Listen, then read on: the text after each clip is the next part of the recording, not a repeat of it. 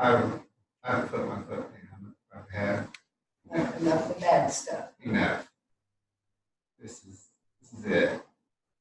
This is time to jump off of the train and go back home.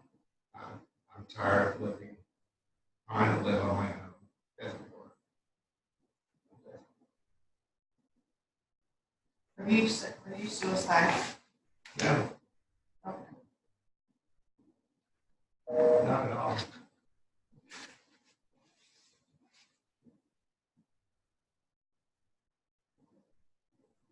Thank you for sharing that, Jimmy. It was long. I'm sorry. I took up so much time. No, Jimmy, no. Please don't stop that. Please. Thank you. Yes. We've come to share. So exactly, we've come to share. And so I didn't get the part that the doctor said you're okay, or is everything? Oh, yeah, to go back to the hospital this morning, they said they did all the tests, everything. I was there for 3 hours. They said they couldn't find anything wrong. They didn't know what caused it. And Can it be like gas? they said they did. She said that was the first thing. She said in admitting, not admitting, wasn't admitting, but the first thing that one of the people said, well, it could be, indigestion. And I said, I've had indigestion before. It did not make me cry. It did not make tears come down my face. I said, this was, I've had really severe indigestion and acid reflux, and this was like someone actually had a knife and was plunging into my chest over and over. Wow. There's a whole lot of healing metaphysicians up in here. With Mom and Claudia and stuff like that. So you ever want any type of spiritual healing? Mom knows Reiki, and Claudia knows their healing and stuff like that. So sorry for volunteering the services. I apologize. This is one of my brothers here. So. Of course. Anybody else? I kind of had a little mental adventure and saw that I needed to think of something different way. My mother, when she was young, had a lot of trouble with fellows, and that includes them wanting to be the boss and making the decisions, just be quiet. So even though her father was probably the most loving man I've ever known, she got so she really did not trust or like men. So as time went by, I kind of absorbed this from her. And looking back on it. And last week when we were here, I found myself agreeing with Sheila that, and women too, were mistreated. And I started thinking about that, and I thought, well, my goodness, here I am. I'm judging a whole bunch of people, and I feel like I'm justified because I'm right. And I thought, wait a minute. Wait a minute. This is not the way you want to go. But it had been kind of sectioned off. I hadn't thought about it for a long time from more of this kind of leaning. And I appreciated that kind of insight. It just kind of crept in. So I'm realizing, I'm thinking, I didn't know I was on that particular subject. I thought I was doing pretty well. Did I? Oh, thank you. I'm glad that you actually brought that up. And thank you for sharing it.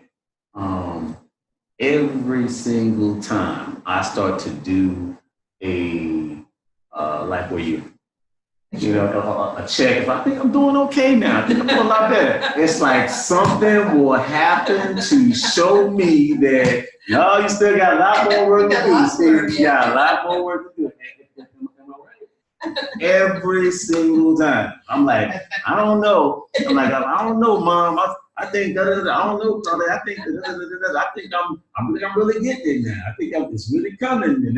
And then next, as soon as I do, so now I don't say anything. I learn to keep my mouth shut and just keep meditating and working on me and stuff like that. Because as soon as I sit up here and try to see just how far I've come, something comes along to tell me, hey, keep on trucking, keep on doing what you got to do.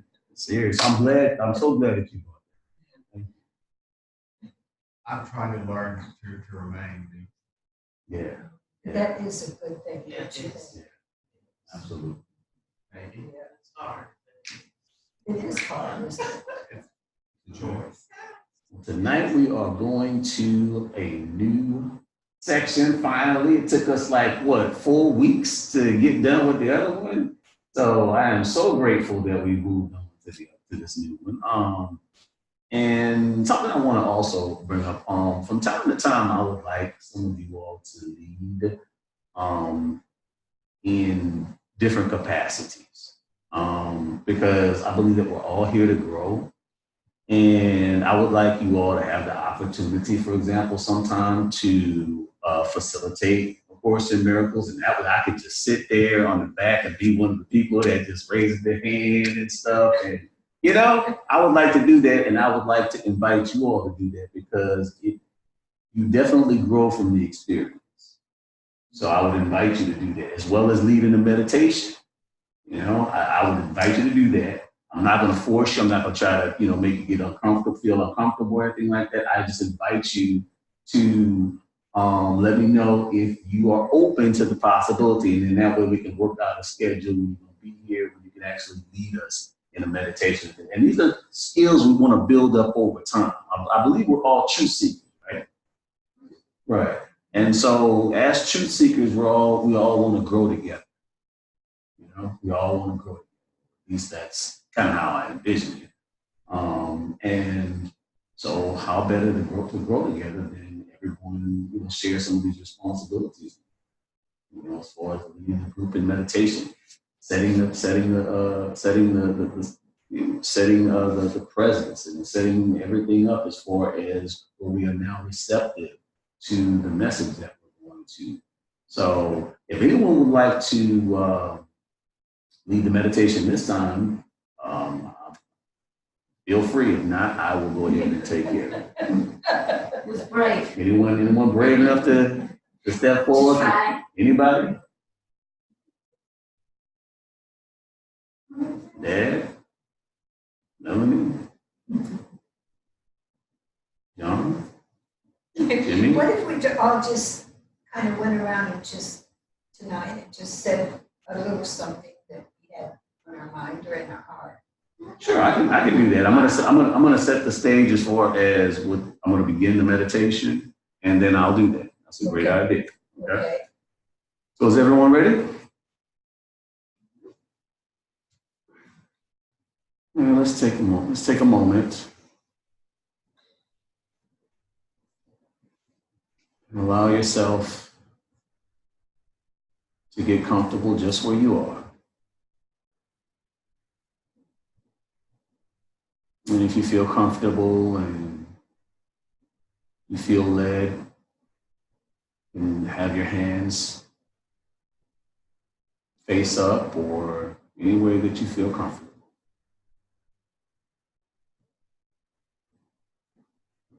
And so I invite you to move inward.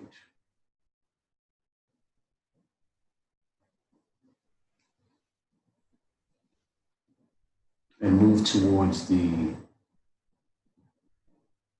center of your being, your core, where human and divine converge and are one.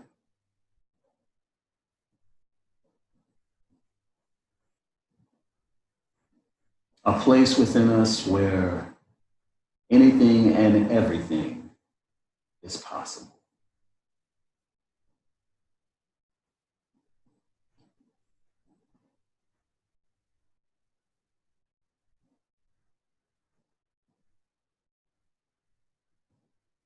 Allow yourself to move deeper inward.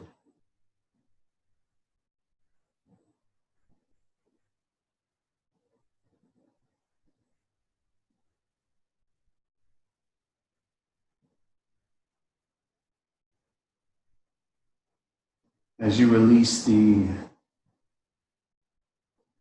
tensions and thought patterns and busyness of your everyday experience in the world, as you move inward to the truth of your being,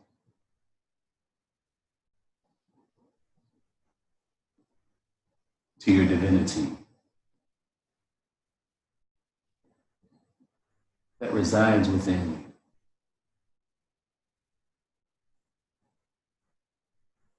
A limitless reservoir of potentiality, of infinite ideas, of strength,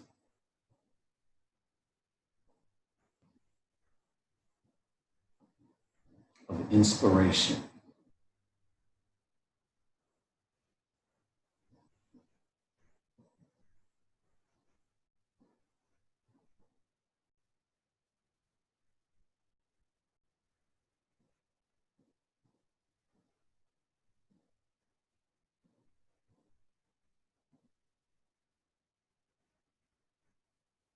Allow yourself to move deeper still. Imagine that you are at the top of a stairwell. As you slowly descend to the ground floor.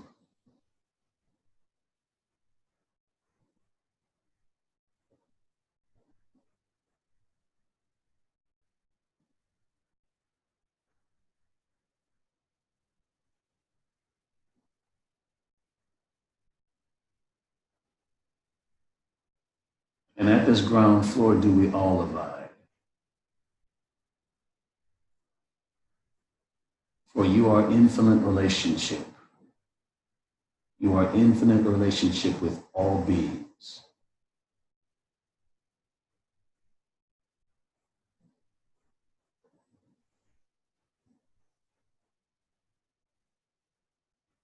At this ground floor, there is no you or me. There is only us.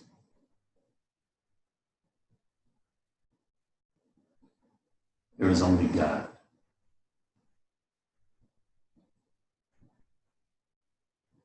There is only the all that we are. The I am presence of the divine that exists within.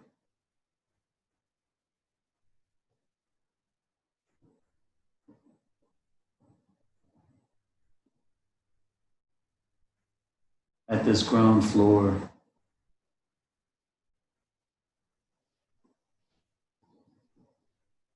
at this meeting point with you where you and divine substance are one, do you have limitless connectivity with all that there is?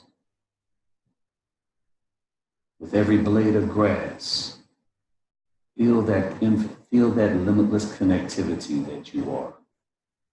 Every blade of grass, every grain of sand, every star in the heaven,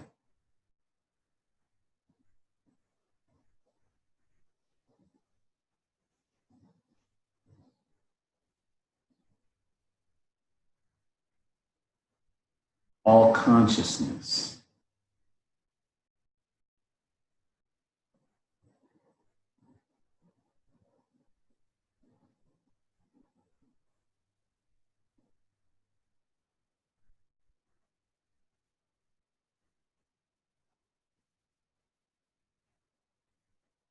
you are an infinite, limitless being.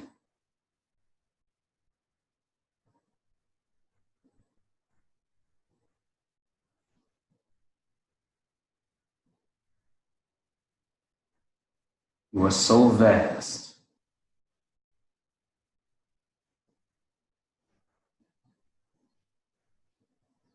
You do not exist inside the universe. The universe exists inside of you. You are all that there is.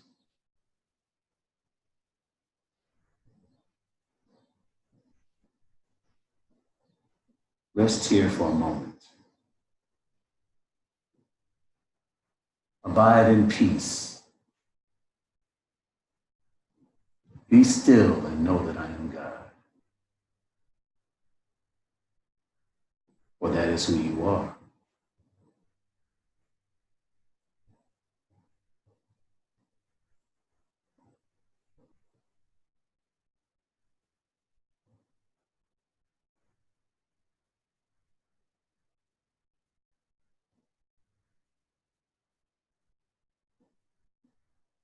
Let there be no worries. Let there be no agendas. Let there be no schedules, things to do. Let there be only this.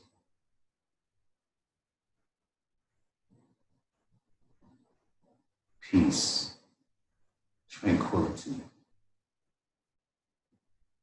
beingness, oneness.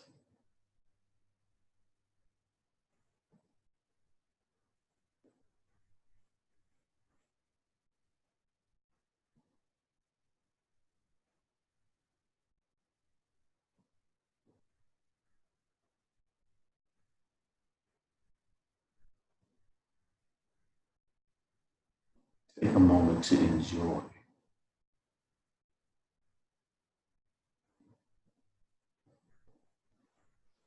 Enjoy your limitless nature.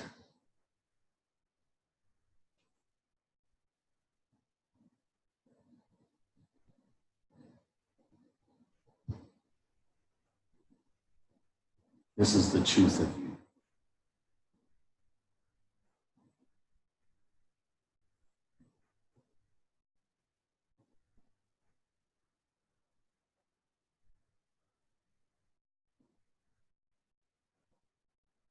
Holy Spirit,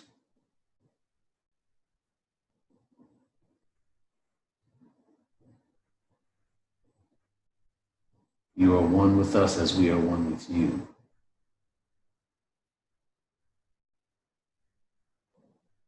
And we welcome and invite your presence as we return, as we slowly move back up the ladder through consciousness to where we are preparing to begin A Course in Miracles.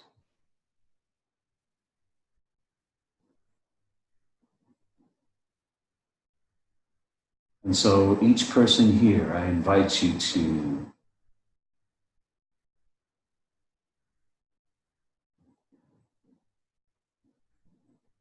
say something that resonates with what you are experiencing right now. So I will begin.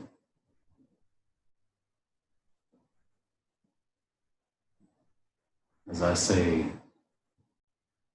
tranquility,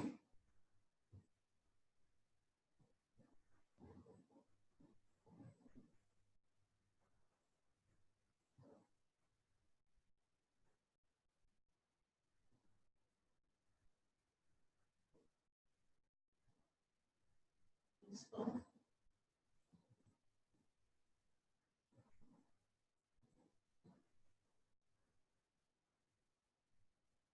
Right. Just to see the invitations all around us to have you in our hearts and minds. And especially when we fall victim to judgment.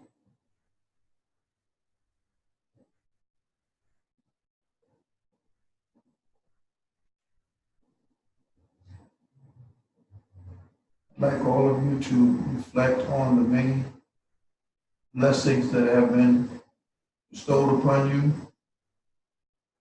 And understand that even though life's burdens may seem heavy at times, keep a positive attitude because it can always be worse.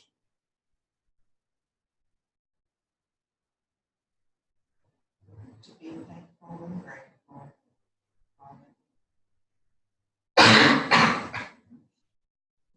I'd like to embrace this present moment as a holy moment, an empty moment, that we have, and the air of this unity, Father and the Son and the Holy Spirit.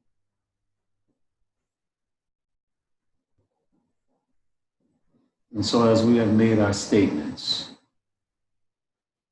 in preparation to begin another evening, another vividly wonderful evening, A Course in Miracles, let us begin by saying our opening prayer. I am here only to be truly helpful. I'm here only to be truly helpful. I am here to represent Him who sent me. I'm here to represent Him who sent me. I do not have to worry about what to say or what to do.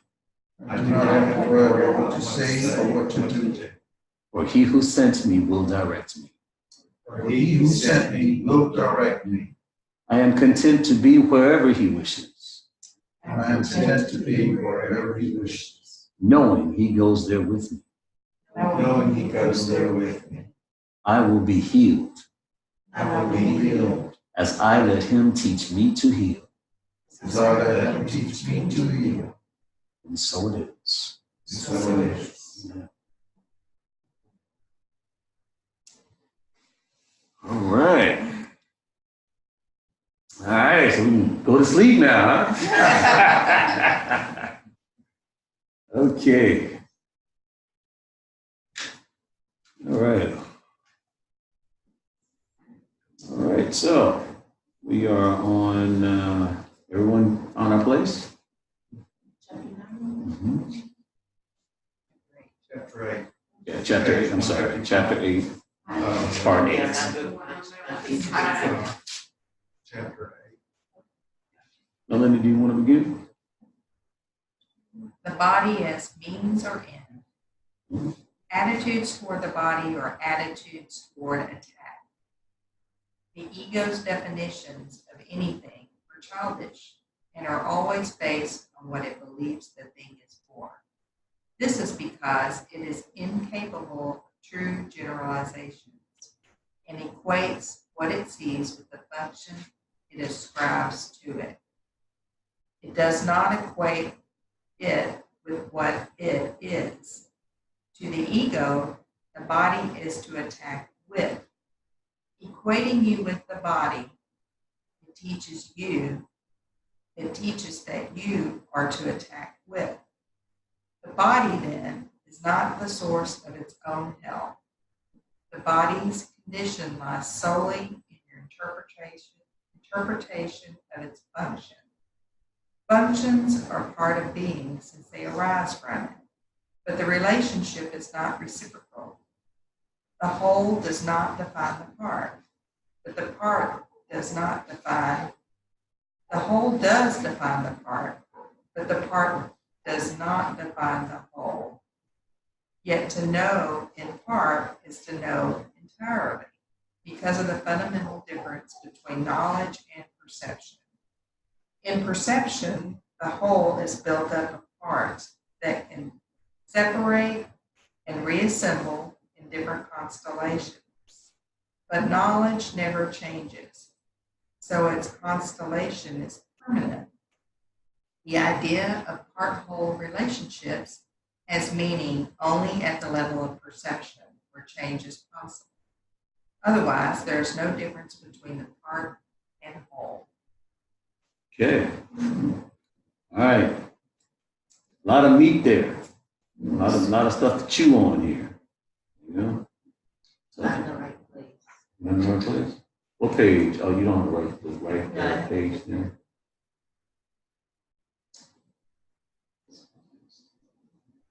Because you said chapter 8. Chapter 8, and then it's new chapter? No. It's 5, 8. Chapter 8. Chapter 8, part 8. Yeah, chapter 8, part 8. The text. All right, perfect. What y'all think about that? A lot of stuff. We might kind of go over this Talking about the again. body. Yeah. That part, yet to know in part is to know entirely, because of the fundamental difference between knowledge and perception. Did I read that right? Yet to know in part is to know entirely. Because it's not making sense now. The part does not define the whole. Yet to know in part is to know entirely, because of the fundamental difference between knowledge and perception. But basically, what I understand this to say when it's talking about perception and knowledge, that perception is not whole. It doesn't lead, I don't think, to knowledge, and that's, knowledge of God, the eternal knowledge, the truth. And we all are just, we use our perception, Lord have mercy, what? Every second.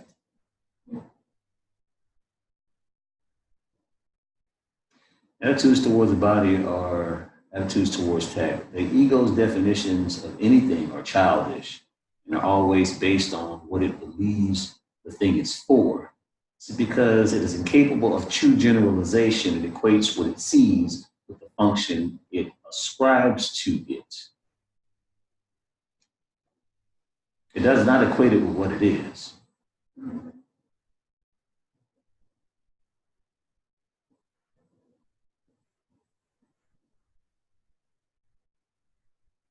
So, that's what you want to say, Claudia? I was just thinking also about this part that it said the body then is not a source of its own health. Because the body, in the way that I see it, is the body is our creation, right? So we create with our mind. So it is in our mind how we express the body. So when we have a healthy body or not a healthy body or whatever, but the causes come from the mind. So it's, the clue to healing, whatever kind of healing, comes from the correction of the mind. And then, so because everything that we see, all the bodies that we have manifested are the creations that came from the mind. Because whatever we are seeing here, we create, and we keep creating. And I think that the ego sometimes makes us think that we are even separated from the body at some point, and we think this is the correct idea how we see it, like the body is bad or whatever. But it's also a trick from the ego, so we don't think that we are capable to heal these bodies or to do something because we perceive those bodies also as being attackable, as being wrong and being something like that.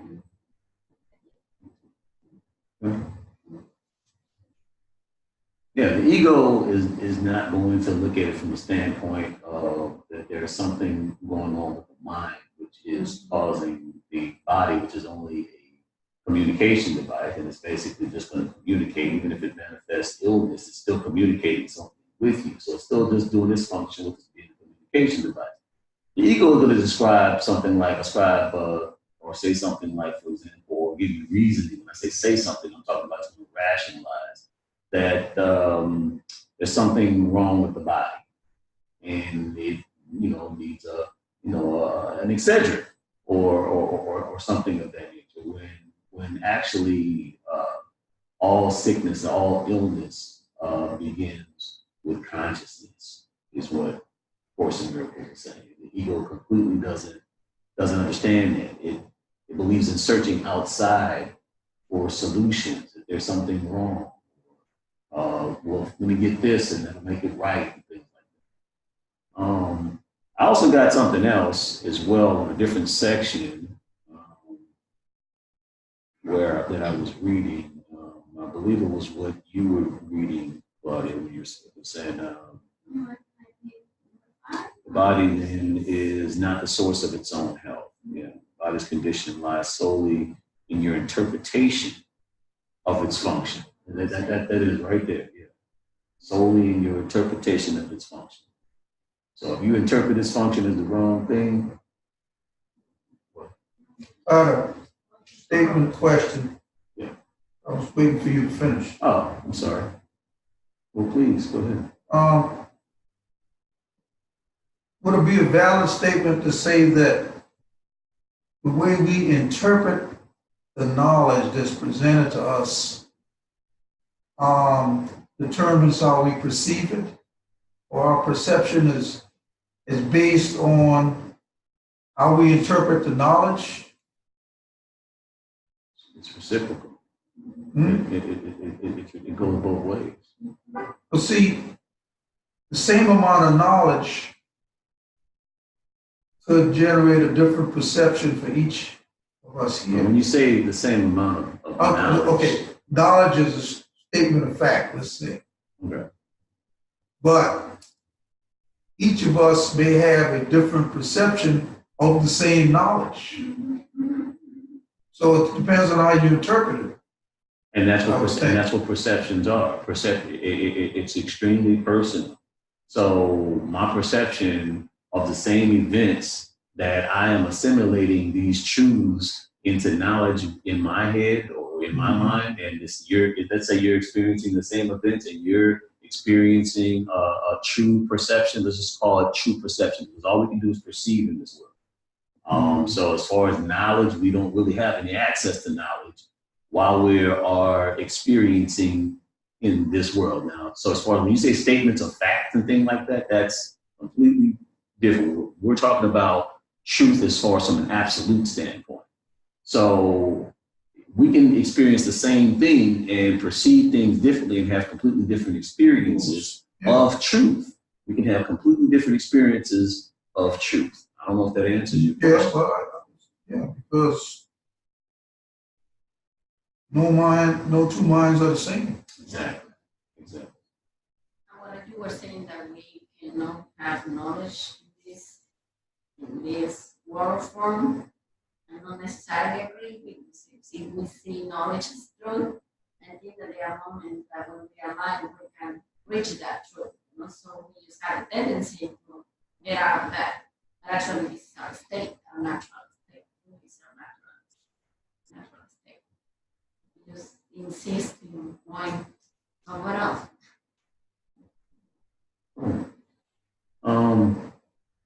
As far as things from the absolute realm, they really can't be described through this limited language and symbols and things like that. We can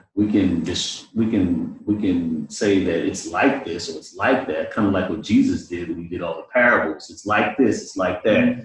But at no point could he find the exact words in limited language to describe infinite divine truth and knowledge, So it was still from Jesus's perception of knowledge. Now, I'm not saying that true perception is what it says in Course in Miracles is true perception is the closest that we will get to knowledge before God takes the final step for us and brings us into the kingdom itself. So the God in us takes the final step, the little bridge, that they talk about in Course in Miracles.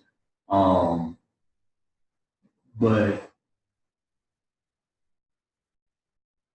from what I understand, I'll just put it that way. From what I understand, knowledge is something that, true knowledge is something that we really don't see in a perceptual world. Everything that we experience is from an experiential standpoint.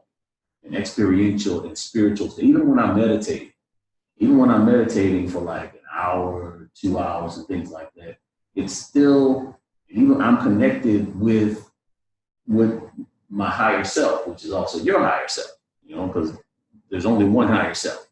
So, but even when I'm doing that, it's still getting filtered through the Stephen Fleming personality.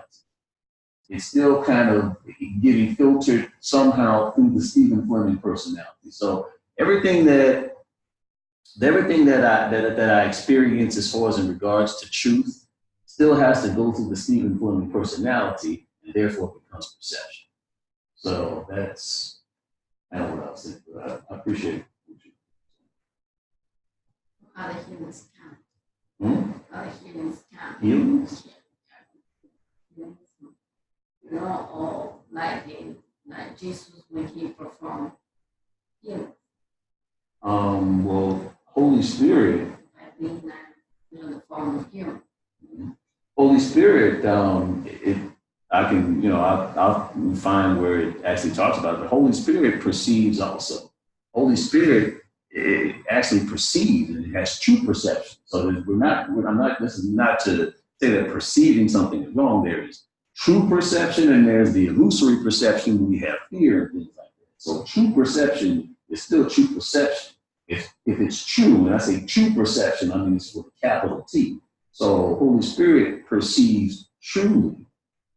And so, yeah, I mean, if you're perceiving things truly and you're perceiving that there is no separation between you and your brother and you and your sister, and you're perceiving that truly, then yes, healing is by all means possible. When your will is aligned Is in with alignment, God's. right. And that was the function of so many good people, including Jesus. And I think that's our function here too. That's why we gathered together, to better align our will with God's.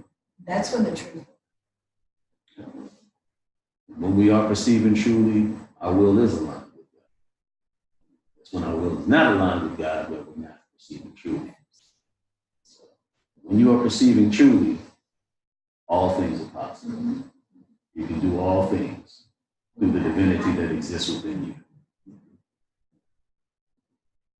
Good stuff. Anybody else want to? And this is a big paragraph, you guys. This is a real big paragraph to chew on, you know, so feel free to chew some more. I mean, there's a lot of meat left on this bone. You know?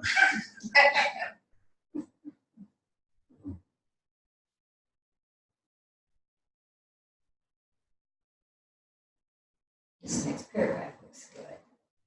Anybody else might want to talk about the paragraph 1 anymore before we move on? No? All right. Dad, would you mind reading paragraph number 2? Okay. The body exists in a world that seems to contain two voices fighting for its possession.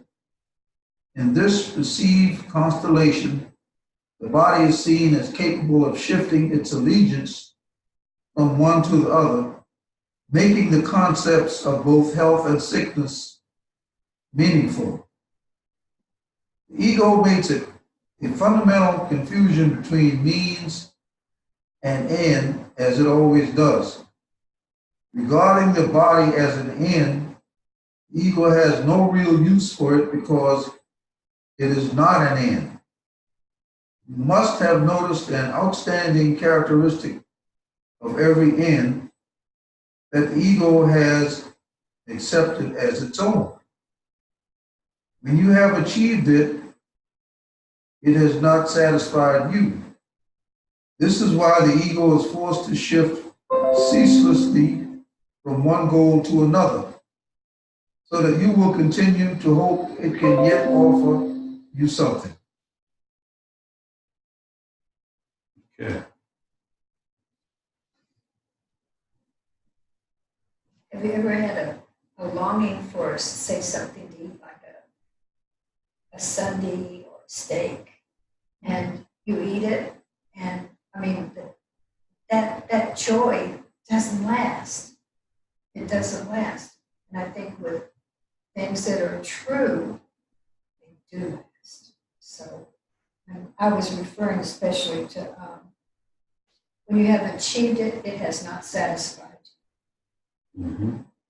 And that might be like you with your yard, you know, you might have your yard all looking like Mr. Greensleeves across the way. Yeah, yeah. But then you go on to, you remember find that. something else to do. Yeah. Yeah, anytime, anytime that I found that I have attempted to seek out something to make up for something that I perceived a lack within me, I never stayed satisfied. It's like, okay, I mean, you would get that whatever the scientists say would be satisfied, whatever that was, some sort of endorphins or something like that. But it would quickly go away, and you just feel empty. Whether it's chocolate or sex or whatever, eventually once the endorphin, eventually it goes back to empty if you're not getting that true sustenance. Does that make sense? Yeah, it reminds me of, in my therapy practice, people come and they want usually one thing. They come in and they say, I want to be happy. I want to be happy. Mm-hmm. That's what they say. I just want to be happy. And that's not what they want. Because you can be happy having sex or having a Sunday or having a nice yard. These are fleeting. What we really want is peace. Mm-hmm. Just what peace? Mm-hmm. Okay. And you're happy because you have peace. You're talking about PEACE, not PIECE. Right. Okay. I said we're recording that. Just want to clarify that. It's, Okay. well, what did it say? It said it's your interpretation of its function. Okay. I'm gonna have to put you in timeout a little bit. Yeah. My mind is always thinking. I see that. Okay. But I mean, it's what we want. We really want. Yeah, I agree. It's Totally. Very different than being happy. Absolutely. More absolute. I like the first sentence Yes. where it says contain two voices fighting for its possession. And I like to remind myself of that. In the way that I think of it is like one or the other. You have to kind of serve in a lot of situations. And I'll say an example of faith and fear. Do you have any faith that it'll work out, or are you just going to be fearful and let that side win? You know what I mean? So, and then when I feel fearful, that's what I say to myself. Are you going to let this side take over and not allow you or stop you from doing what you want to do? Are you going to be faithful, knowing that every other time things, so why would you do that? Mm-hmm. So, and it's funny because I have to remind myself that sometimes. You're your own teacher. Yeah, or Maybe the spirit is helping. just, yeah, I mean, because I think you can get wrapped up into that. But I like the way it says the body exists in a world that seems to contain two voices fighting for its possession. Yeah, we all have to kind of remind us from time to time. So we all have those same two Because it voices. seems like it's going to be good or bad. Maybe you know about your two voices more than I know about mine or whatever, But at the same time, we all have those same two voices. Yeah. Trust me, we do. And that's the word of choice. Word of choice. Absolutely.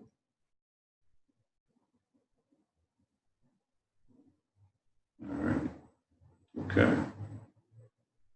Anybody got anything else?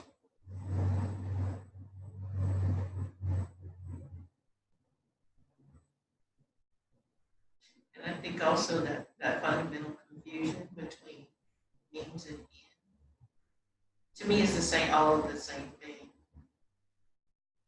You know, get confused in your fear or get confused in your decision making. No idea. Yeah. Okay.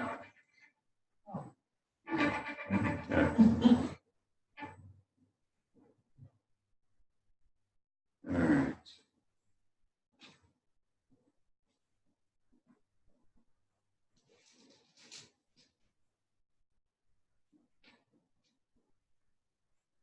And the one other thing is, you know, not living your best life when you are chasing that next experience where it says,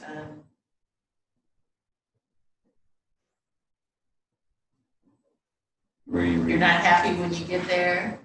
So you're chasing that experience, but when you get there, you're not happy. Or you're saying, I'll do this once this is when I get to this point or something like that. You get to that point, you still don't do all the traveling you're gonna do or don't do, you know, you're just still chasing after that next time. When I get here, when I get there.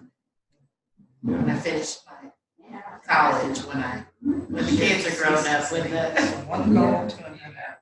Yeah. And then that is definitely how the ego works. That's how we It continues to have you seeking. Yeah, putting aside whatever. I think what Melanie said about peace as opposed to being happy is just profound. Yeah.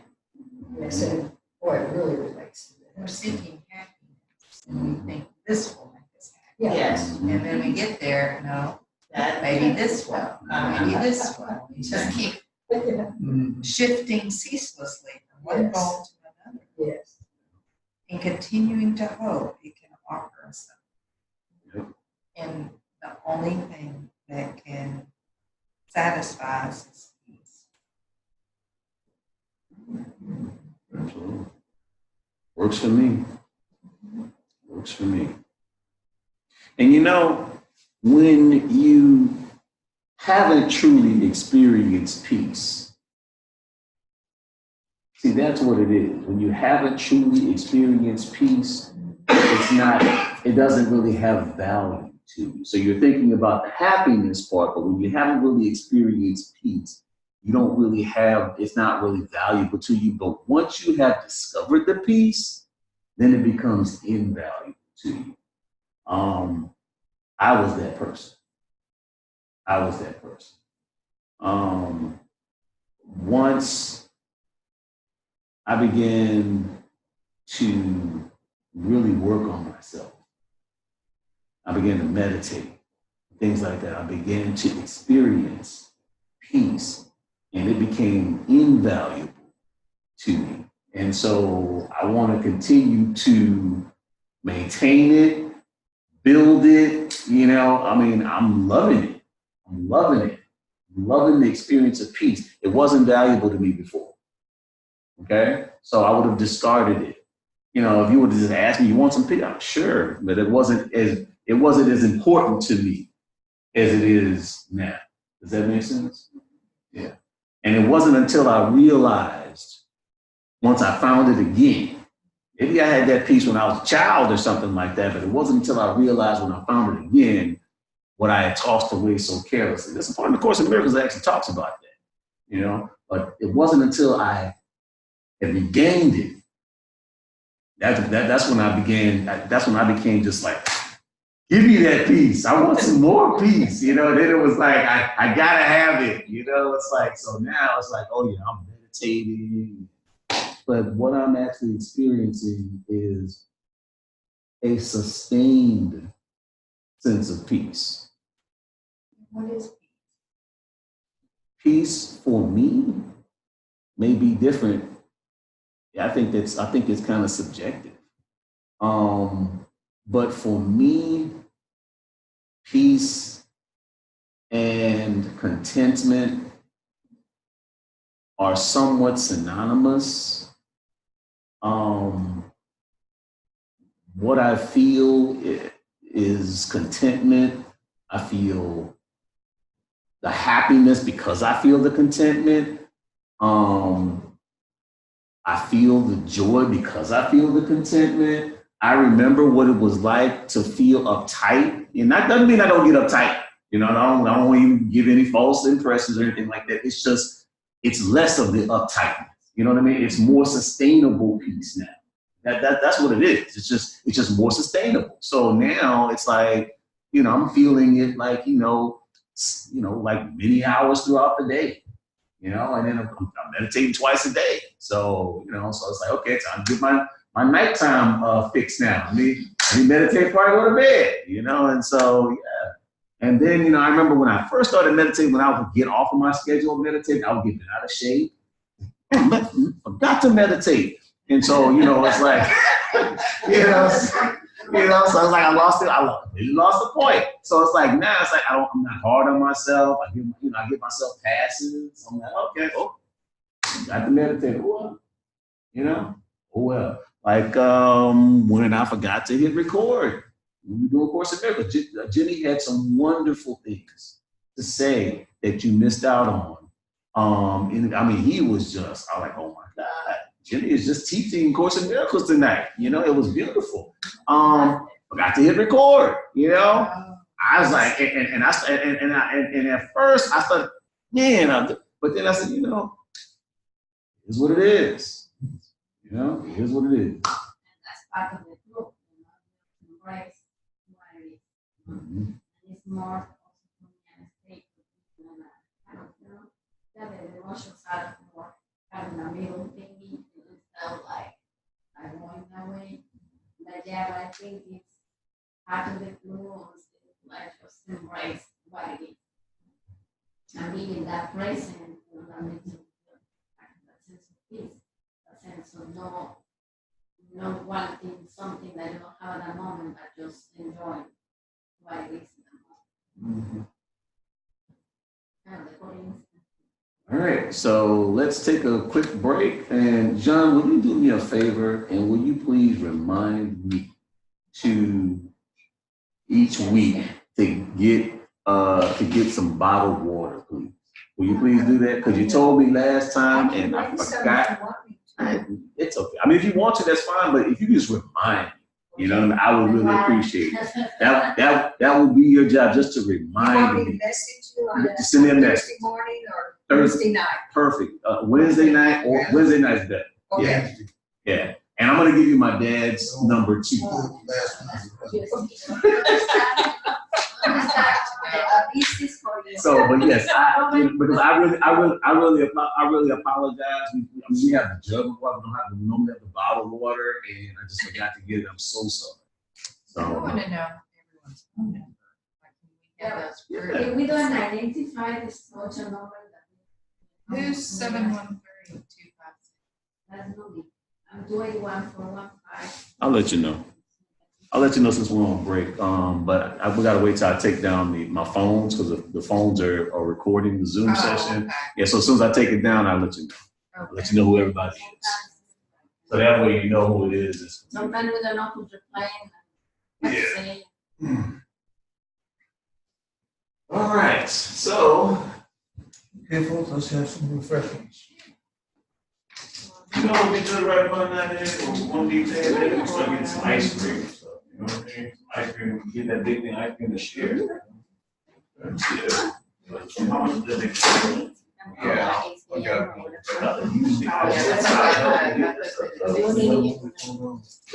came in here, were you thinking? This when I was meditating. Yeah, And I don't know mine. I don't know if I'm the person to say something, You've been picking up that ice cream pretty hard. You know, say the truth, I don't mind, 'cause I don't. Oh, what you did to yourself? I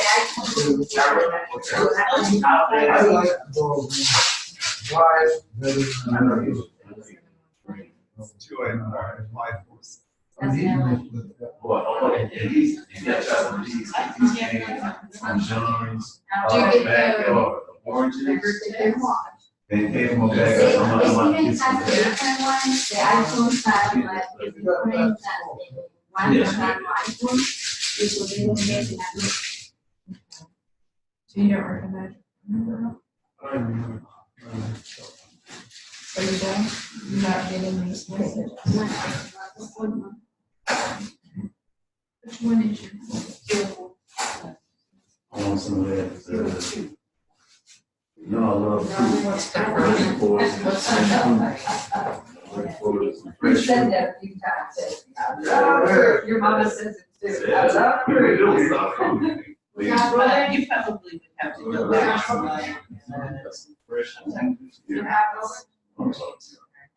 That's Stevens.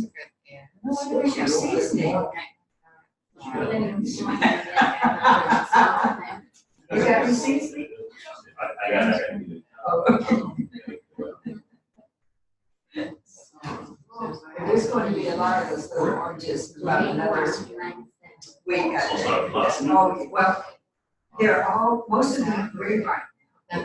So in about another week, I think I'm just gonna have a whole lot. Yeah. All right, I'm not gonna eat too much of it. No, it's done with the separation.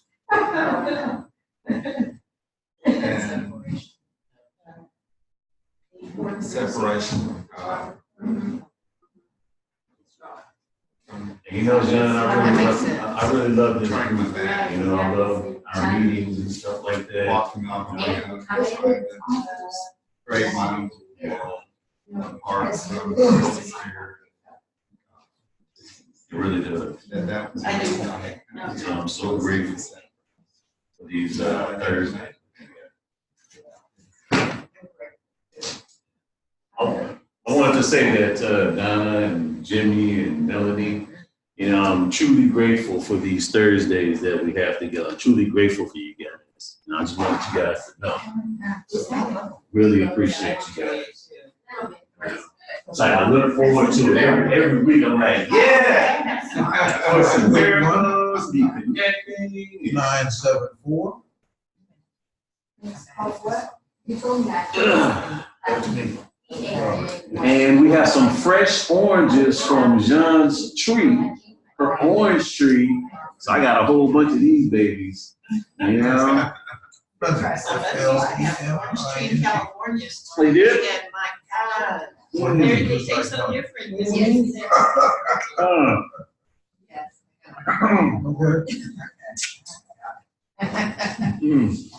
And Melanie, I'll give you Ed's number when I get my phone number. I have it.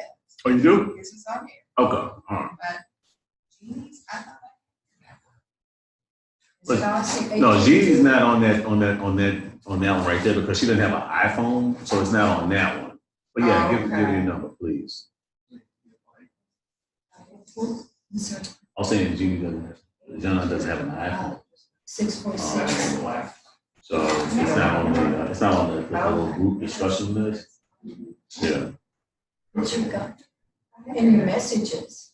Or you? But we did another group. Yeah, I'm getting your messages.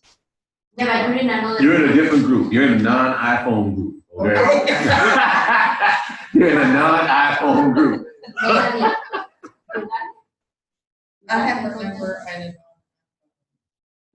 I have her. Can you share the contact with me? Those grapes are good. Well,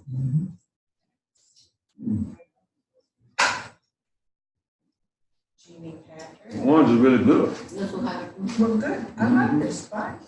It's a good treat. That's your first time with the spice? Oh, yeah. You gotta get some more. Yeah, because it has like sugar and salt and Uh-huh. spices, so it's not Mhm. bad.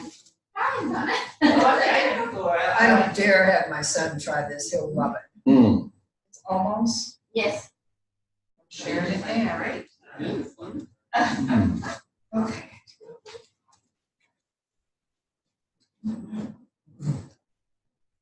Mm.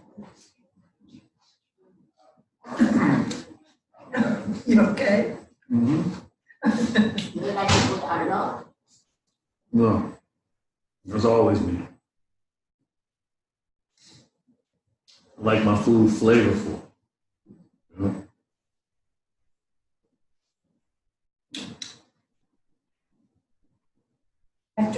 sweet cantaloupe. It doesn't taste so sweet. Orange, yeah. Mm. And it looks still there. Well, oranges are really juicy too. They are, aren't they? Which is kind of surprising. We've had a rough, dry summer. Mm. That summer's behind us. Do you water your trees in the backyard? Okay. Like, the one thing I haven't adjusted to in Houston is the hot summers. They're hot. Oh, boy. Mm. Wait for it to be over. Well, From it, You really don't have any winters here. They're so mild. January, February, yeah, man, it gets pretty cold. You just forget. We need a little You just forget, heaters yeah. and, You got the space heaters for you. You know it gets cold. It might get down to maybe 20 degrees, but I'm used to dealing with stuff a lot colder than that. But that's all we need here. We don't want anything. All right. I'm talking about single digits. That is getting cold. We don't want that here. We don't want that. 5 in the winter That's why people move here. in Minneapolis, Minnesota. Or having to go back. Kansas. Oh, The windshield factor is. we had to go to zero. Wyoming in December 2013. We left Houston, it was 81 degrees. It was the first Tuesday in December. We get to Wyoming, it's negative 24. wow. We went through 105-degree temperature swing in 24 hours. Time to go. And I didn't have the proper clothes. But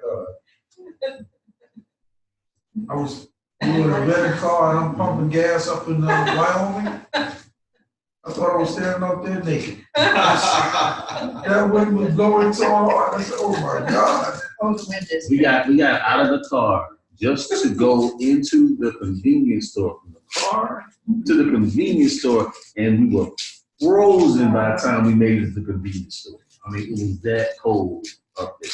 And they were saying it was kind of mild to do. Yeah, It went was to the like restaurant. below zero.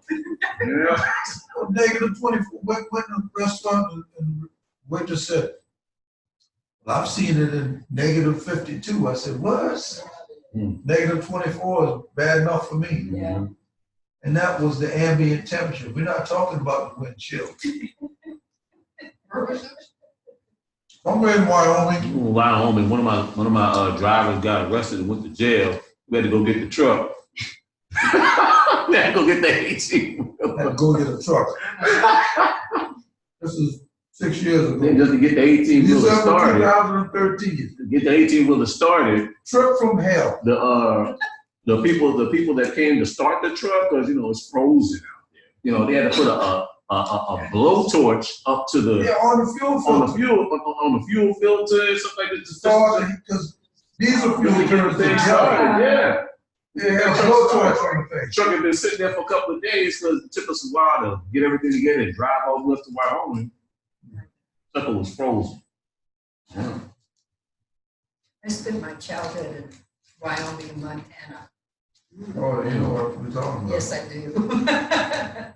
This was when we had that, remember when we had that, there was a snowstorm, it was in Dallas and stuff like that. Y'all remember that snowstorm? Okay. And we got stranded in Dallas. Me and the driver got stranded in Dallas, okay? Because we didn't have snow tires. We had to get some snow, not snow tires, we had to get some chains. We had to get some chains, So I found some chains on like Craigslist, and I said, well, bring them to me and I'll pay you. And the guy got them to me, and we were sitting in that Walmart, and he brought me some chains, and we were good to go once we got those snow chains. I mean, we were just eating up that, and it was just traffic all in Dallas. I mean, traffic was sitting there. People were running out of gas, sitting in this long, on these freeways and stuff. I remember that. Yeah. I came back with his business partner at the time in the renter's car. We got, I think, to Oklahoma City, it started snowing. And I noticed the rental car, the engine temperature was getting kind of high. So I pulled over the side of the road, called for a tow truck. It said probably be an hour and a half or 2 hours before we can get to you. Well, in the meantime, the highway patrol shut down the highway because of all this snow. So the tow truck calls us back. We can't get to you because the highway is closed. Oh, yeah. I like it. Yeah, I love lime, salt Benefits type card. things. My name wasn't on the rental contract, neither was the guy riding. Oh, So boy. we call up Avis, tell them we're stranded, and he said, well, you're not even supposed to be driving the car in the first place, because your name's not on the rental contract. I now believe in divine intervention. Let me tell you what happened. Sat there for 2 hours, and started the car up, and I noticed that the temperature gauge is in the normal range. What had happened was, apparently some ice had gotten in front of the radiator, and wasn't getting the proper flow of air, see? So once the thing was sitting there for 2 hours, you know, running okay. So anyhow, the nearest Avis, we were 15 miles from the airport. We had an Avis place there, we wanted to get another car. It closed at 9 o'clock. We got there at 5 minutes to 9. Oh, Lord. And after these people had told us, you're not even supposed to be driving the car, I guess they were so anxious to get home, they were apologizing to us for the car giving us trouble. Gave me the keys to a new car, didn't even ask for my license and identification. Said, here's your new car, be on your way. Yes. So thank you, whoever up there helped. All right, I'm sure it worked out okay. let's get started. All right, Is that 155? I think, yes. Yes. So we are on paragraph 3, John, if you want to. Paragraph 3? Yeah, bottom of the page, All yes. right. It has been particularly difficult to overcome the ego's belief in the body as an end, because it is synonymous with the belief in attack as an end. The ego has a profound investment in sickness. If you are sick, how can you object to the ego's firm belief that you are not invulnerable? This is an appealing argument from the ego's point of view because it obscures the obvious attack that underlies the sickness. If you recognize this and also decided against attack, you could not give this false witness to the ego's stand. Okay. I think that's something that I've experienced. When it said, if you're sick, how can you object to the ego's firm belief that you are not invulnerable? And over again, I've had the feeling that I am invulnerable because of some of the experiences I've had that were life-threatening. And I wasn't afraid because I knew that if my life ended at that moment, it would be no big deal. I would, what was truly me would go on and do quite well, thank you, without the body, that I didn't need it. And that experience has occurred enough times for me in this life, and I believe at some other time, because I've known this from the very beginning of the child. And there's just nothing to get all worried about and steamed up about. The body doesn't do what you want it to do because it's just a thing. You know, what you are is so much greater and so much more profound than a lot of flesh and blood and organs. It's just, there's no comparison. And it's amazing what we are. Far exceeding anything that people realize. When I walk in the grocery store and I try and get people's attention to acknowledge them and say hello, and they're like in this trance. It's like they have one thing in mind, what they're going to eat tomorrow. and they're shopping. They're thinking about their kids at home, or thinking about their husband or boyfriend. And they're not really aware of you or themselves in this moment. How special this moment in time is. How it will never be repeated again. How it is so wonderful. How it's so exciting to be in their presence and to honor them and to recognize that when you do click and eyes catch and you recognize that person for who they are, not what they are, not their sex, not what they're wearing, not their color, but who they are. When you find that, when you see that, there's that moment, and it is beyond anything else precious in the world that two people connect and they know who they are. And it is the holy encounter. There's no other word to describe it. And why we can't do that more often in our everyday lives, I don't know. It's there.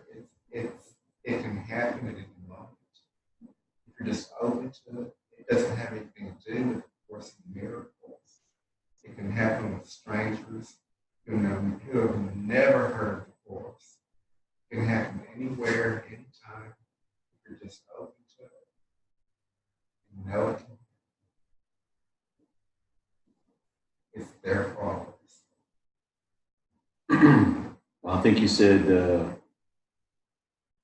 already, Jimmy, it's because the people are, in their everyday life mode, as far as like hustle and bustle and stuff like that. So when you're in that mode, it's almost like you're in like a cruise control, like some sort of autopilot mode, where it's just like you're just basically going through all of the motions, following the schedule of your day, go to work, So people, when you're in that cruise control or autopilot mode, you're not really taking the time to really like turn around and maybe see how blue the sky is, or smell the flowers, or take in a moment of now and things like that.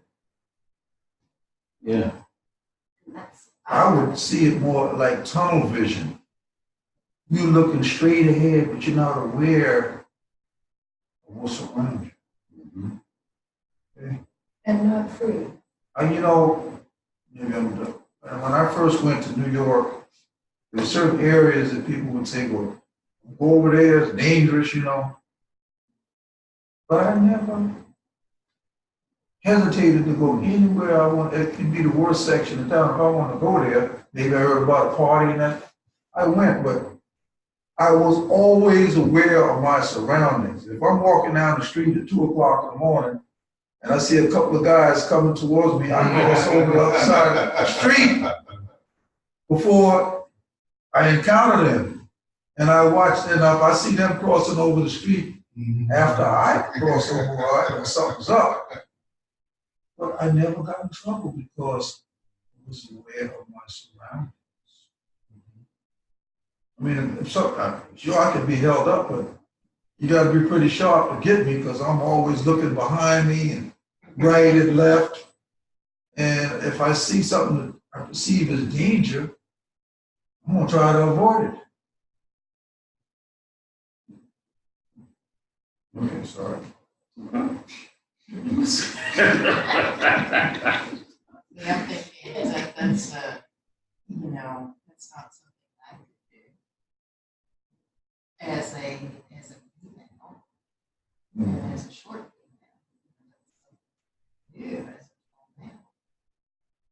Yeah.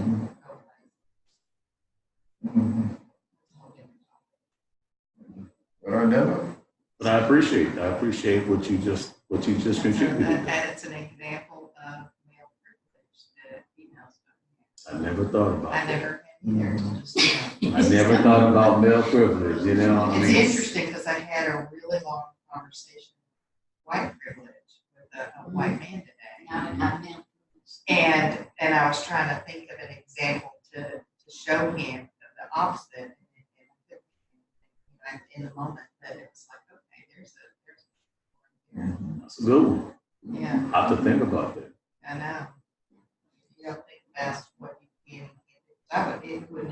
I would never be able to put down by myself without thinking about it.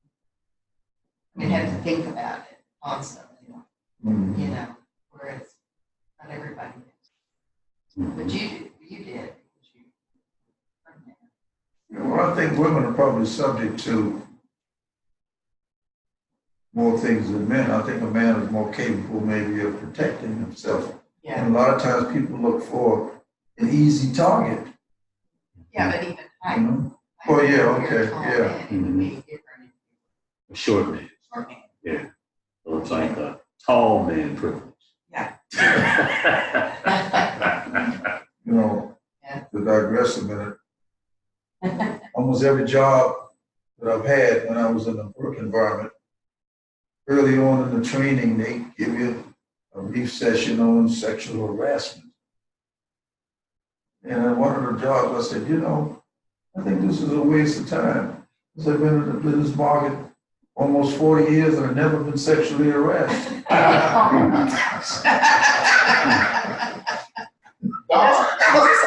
This is my dad.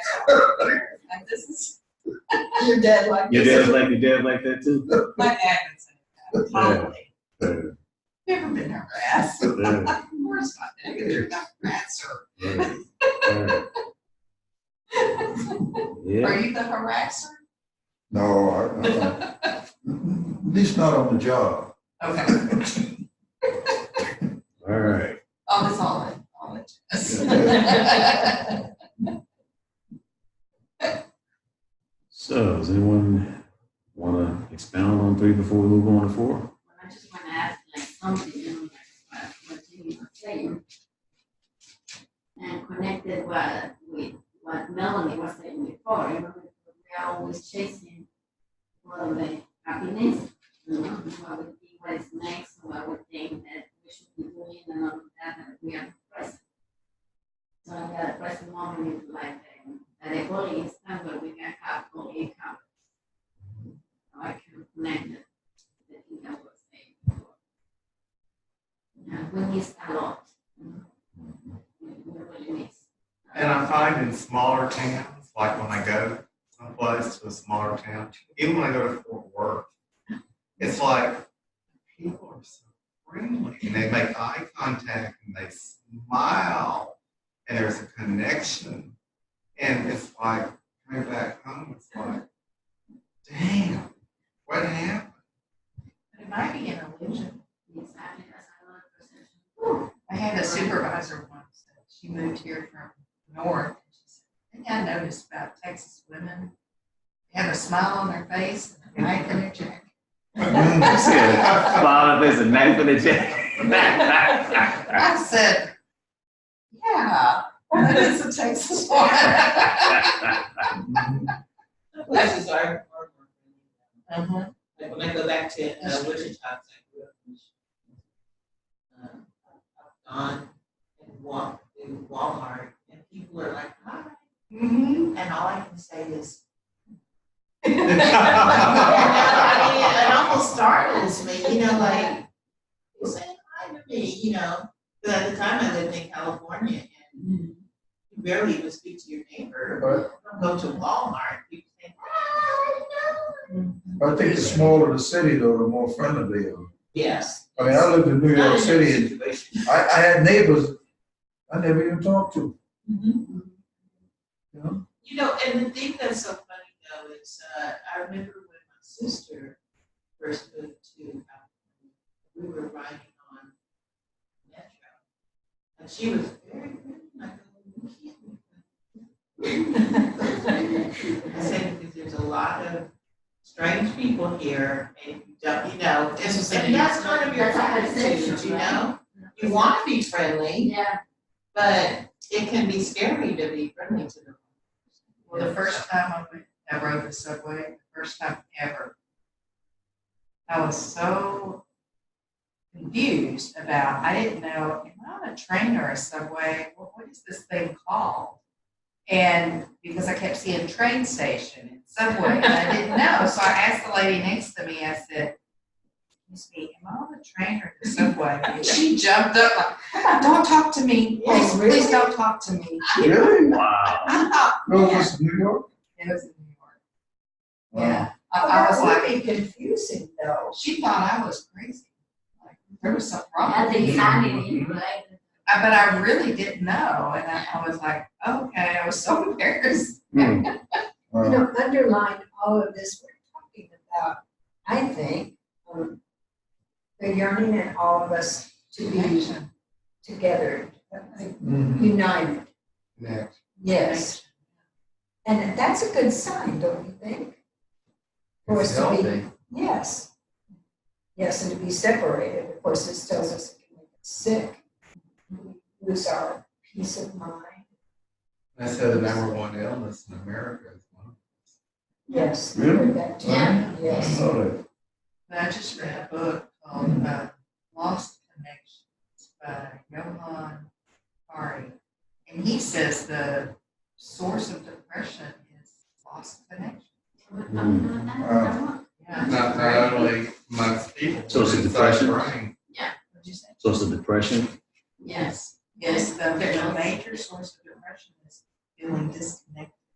Okay. It's a fascinating read. And what I was saying was it's in and out. It's not only between people on the outside, it's within your brain. There's missing connections, literally. You know, we forget who we are. And those connections can be healed, I think, when on the outside, connections are restored. And we connect back to God. Exactly. And we can do that through each other. Yeah. Exactly. We need to Connect to meaning more, Exactly. connect to our spiritual values, connect to each other. And we don't do it alone, we do it together. Together. There's a healing that takes place. Yeah, there's a number of passages, areas in Course in Miracles that says, if you can't see God in your brother and sister, then you will not see God. Period. So if you want to experience God, you want to experience the vastness and the peace of God, then look around you. Look around you and experience it.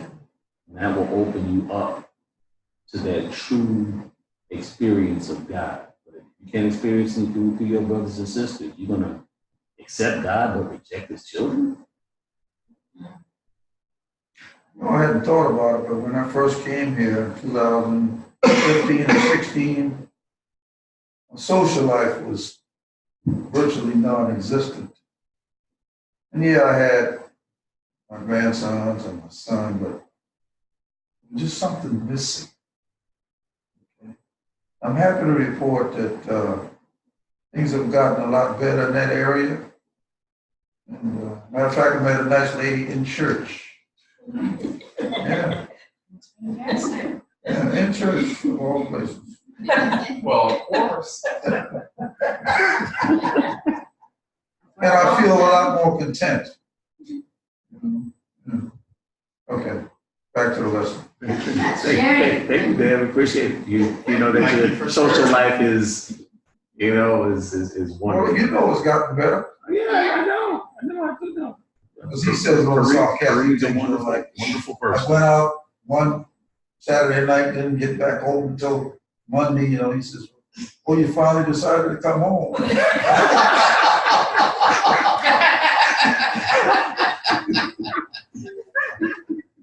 The child Is it becomes gotta the be parent. coming Yeah. out? Yeah, right, yeah. Yeah. You're not supposed to share. Role reversal. You're not supposed to share that stuff with everybody. That's house stuff. That's house privileged information. Yes, but it's his Yeah, house privilege information. He's the parent, I'm the child. So I got put in punishment because I didn't wasn't here by curfew Or time. did not call. Okay, so going on to paragraph 4. All right. So, Jimmy, would you like to read paragraph 4? Okay. Yes. All right. Let's see what we have here. It is hard to perceive sickness as a false witness because you do not realize that it is entirely out of keeping with what you want. This witness then appears to be innocent and trustworthy because you have not seriously cross-examined. If you had, you would not consider sickness such a strong witness on behalf of the ego's views. A more honest statement would be that those who want the ego are predisposed to defend it. Therefore, their choice of witnesses should be suspect from the beginning. The ego does not call upon witnesses who would disagree with its case, nor does the Holy Spirit. I have said that judgment is the function of the Holy Spirit. And one he is perfectly equipped to fulfill. The ego, as a judge, is anything but an impartial judgment. When the ego calls on the witness, it has already made the witness an ally. Okay. Well, we've talked about judgment before in previous Course in Miracles sessions. We can talk about it some more if you guys want. The reason why the ego is incapable of judgment is because the ego looks at the individual incident that's occurring in time and space, and it's attempting to place an absolute value of good or bad. Whereas in order to truly be capable of judgment, you'd have to be aware of a myriad of things. You'd have to be aware of every single instant in time leading up to that event that happened in the location, as well as you'd also have to be completely aware of everything that is going to happen as a result of it, as well as all of the lives that it's going to touch and everything else. So who is capable of such a thing other than the Holy Spirit? So in other words, we're not qualified. The ego is not qualified. Anything that it sees, you don't know anything. You just don't know anything. One thing you're seeing is this one little infinitesimal moment in space-time and thinking you know everything based on what you just not saw. You don't know anything. So, and really that's essentially how it is as far as the ego with anything, including when we were in a couple of paragraphs back when saying the ego really doesn't know anything as far as the function of the body or any part of the body, anything like that. The only thing that the ego does know is its actual function that it ascribes to it. Notice it said ascribes to it. Not what its real function is, but the function or meaning that the ego gave it. And again, the ego is just a personality. It's just the Stephen Fleming, it's just the Jimmy, the Jean, the Melanie, the Robert, Donna, Claudia. That's all the ego is. Just a universal symbol for all of these personalities here. But just putting that to the side, because I'm actually about to have a talk. And I invite you all to come. I'm speaking on October the 6th. And I'll be speaking at Unity North. You all been there? Yeah, no, not in the Woodlands. Just Unity North, Nick Humphrey, it's like in the Cypress area. It's like, I think they moved to Eldridge or something like that. It's off Eldridge Parkway now, Yeah. not far from 19th from Cypress Parkway. Yeah. Right. So I'll be speaking there on October the 6th. I'm going to be talking about, because as perceptual beings, and this kind of builds off of this, we have to begin to perceive universal symbols of inclusion. So we have to look a little higher than what we have in this world. There's nothing in this world that we can actually see that's going to encompass the diversity, all of the diversity that is in this world. In order to encompass everything or to perceive something that is big enough for everyone where you won't sit up here and judge people, you have to look at something a little higher from a symbol or standpoint of Christ or spiritual being or something like that. And then that will allow people to go ahead and be who they are, knowing that they're first and foremost, they are spiritual beings. So they could be a spiritual being who is a Republican. They could be a spiritual being who's a murderer. There could be a spiritual being for whatever, and you're not judging them, because the bottom line is you're gonna judge spirit, because that's the core of who they are. Even if they don't know it, even if they don't know who they are, they don't have to know who they are. They're a spiritual being. And so if you can actually have that in your mind, because human beings only perceive in pictures and symbols anyway. Language is nothing but symbols. Words are nothing but symbols. So we have to think of universal symbols of inclusion, like Christ, the child of God, the spiritual being, and ascribe that to our brothers and sisters. And so that way, there's a part of our mind that will connect the dots, the rest of the dots. We don't have to do it. There's a part of our mind that will connect the rest of the dots as far as like, well, they're a spiritual being, so am I. They're the same as me. And you don't even have to put any conscious thought to it, because you've already ascribed that universal symbol of inclusion that we're all spiritual beings. And you keep that in your mind. And then everything that comes from you comes from that beingness, that standpoint, that understanding that this is who we are. So everything that you say, that words that come out of your mouth, when you have that in your mind, will have that truth somewhere deep down that you perceive and recognize them to be the same as you. Does that make sense? Of course. Yeah.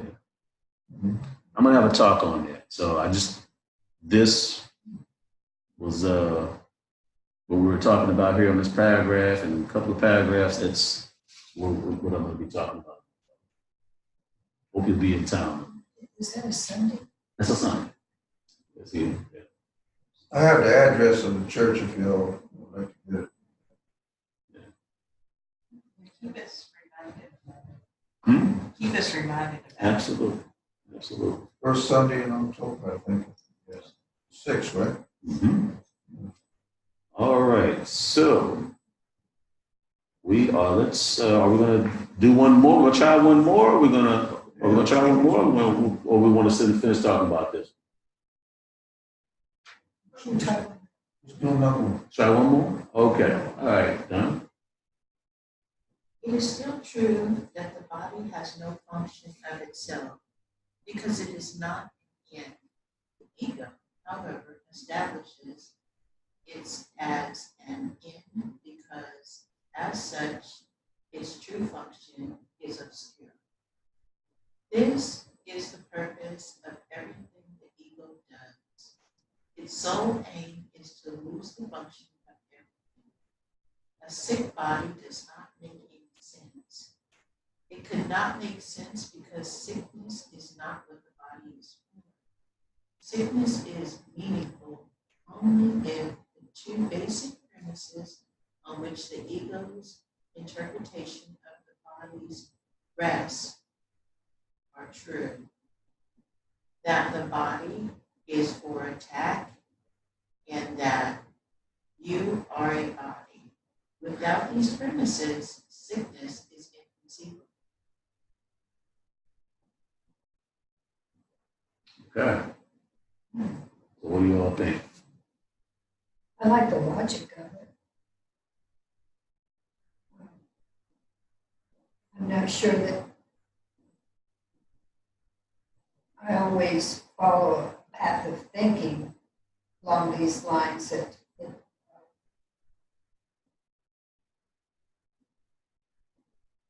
sometimes I think I depart from not seeing not feeling like I am a body.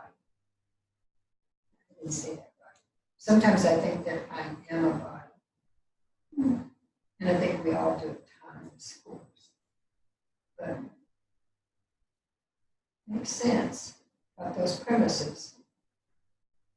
Yeah, that's very, very true. I tell y'all a little something about me that y'all may not know. I have not one, but two genetic mutations. And it's a mutation that can cause me to have cancer. And the mutation doesn't correct.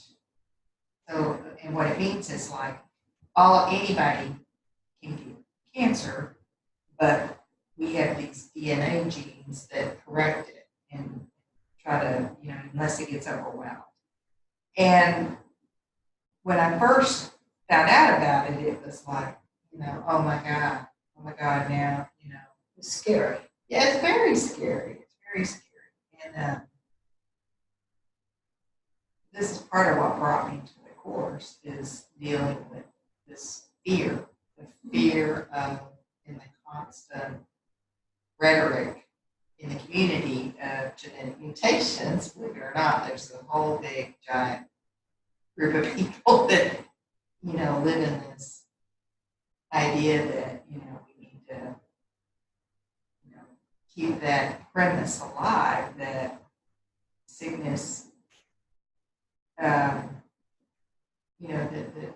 it's, it's a premise that, we might get sick. We might get sick. And we have to constantly be on the lookout. And You're bombarded by it every day. bombarded. Really are. And the sick body does not make any sense. It's there's a lot that that I'm not sure that I'm able to articulate exactly what I'm trying to say. This is my story and what I have to deal with. It's interesting. You still can choose, right? From fear and love. Right. And then It's important how you fear. want to Fear live. is to me peace. My definition is absence of peace. And I'm not quite. And it's hard because even when you start feeling something in your body, you have a good bill of health. Let's just say, you feel like, some pain somewhere. Stabbing pain. Your mind just starts going to like, Goes to oh attack. my Our God, it could body's be this, it attacking could be us. that, it could be the other thing. It goes literal. And so it's just, that's a difficult situation. Because I have to bring myself to, like, the other day I was feeling something and I kept thinking, God, I'm sick and what's going on? And earlier that day, I always have these books, these healthcare books and everything. And I was emptying out my trunk and I picked that thing up. And I know I should have taken some of them out first, but oh no, so it was pain from streaming. And you went But my mind had gone to all these other things, like, so. A hypochondriac, that's what the ego is. The ego is a hypochondriac. It really, really is. The ego's interpretation of the body.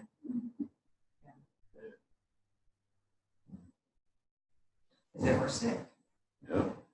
That we will get sick. And we're always sick. And we keep focusing on that, and it's like And so. then there's an attack coming at us. The body's. So, yeah, it's something to struggle with. Turn away from the ego and turn back to the spirit. It's all an illusion. It's all an illusion. And what's real is the Holy Spirit. Holy Spirit. Absolutely. The ego, if you allow it, It will transport you down a fear-ridden path, Oh, and it yeah. will continue to take you as far as you allow it. It will not stop, and next thing you know, you will be in a completely different world if you continue to allow it. You don't say, I'm getting off this train right now. Right.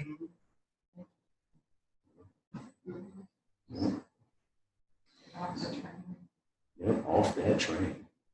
Off that train.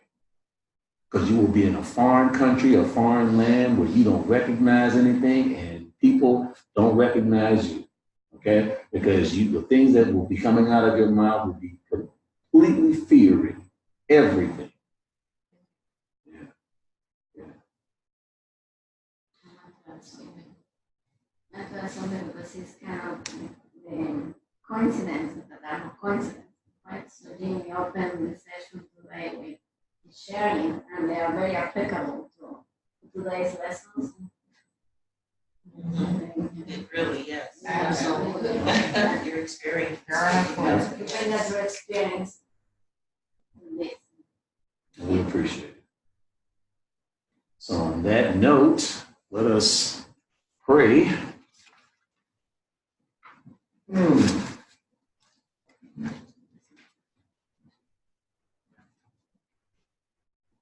We'd like to lead us in. You want to feel led, lead us in prayer.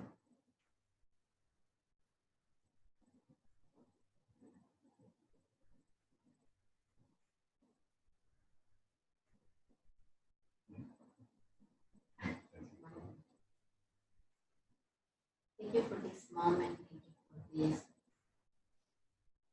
this union that we had today. For being able to be here together. Remind the true self of who we are. So we keep this energy flowing with us wherever we go, whatever we do.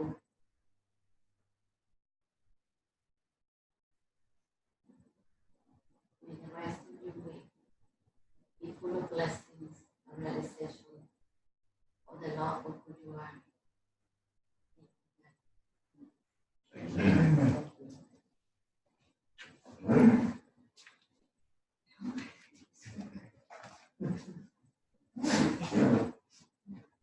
Yeah, I'll walk you out to your car, young lady. Okay, well, let me get a few hugs. Donna? Thank you guys for.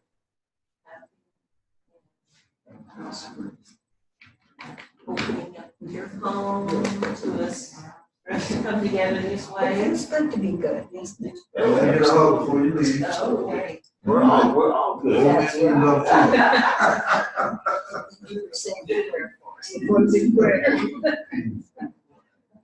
All right. Well, I'm gonna get going here. I think I'm. Well, we got a judge. We gotta walk these ladies out to the car. Okay, well, I want to get a hug before you leave.